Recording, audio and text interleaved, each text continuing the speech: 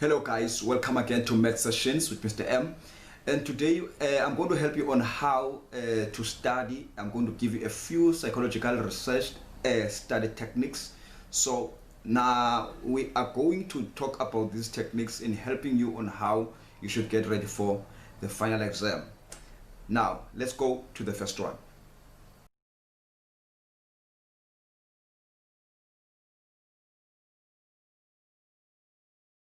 The first technique we are going to talk about is elaborative interrogation. Elaborative interrogation is where you ask the many whys, why, and why it is true. A certain answer is true. It's like if you have a trinomial and you know that you have to find the value of x, and therefore you have these three steps before you get to find the value of x. You know very well that you have to factorize the trinomial. And you ask yourself, why is the value of x is true? Because if the trinomial at the second step, if you cannot multiply it, if when you multiply it throughout, it cannot take you back to the initial point, the initial equation, then it is not true. And this is where you discover the how of the truth. So, elaborative interrogation.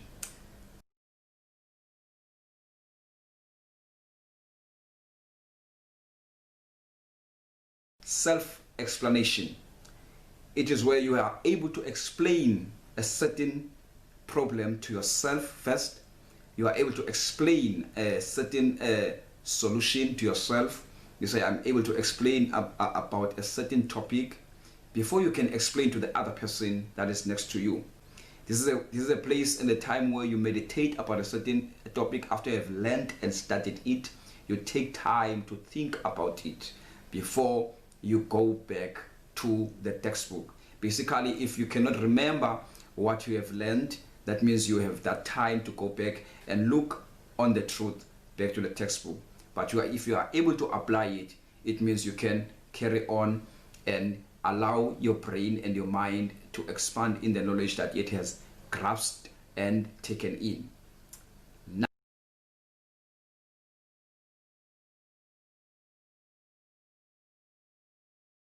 Interleaved practice. This is where you mix problems. You take different problems from different topics and you mix them up and answer those problems. It is where now you just answer shuffled problems, and now you are testing yourself in understanding and knowing how and when to use a certain formula to a certain problem, because it won't be in order form where you know that after an arithmetic sequence I'm going to answer a financial mathematics question. After a financial mathematics question, I know that I'm going to go to graphs. So it's not in orderly form. So you just take one answer there, one question from there, one question from there, and you just mix them up. Then you are expanding your mind in understanding on when and how to use the right formula. That is called interleaved practice.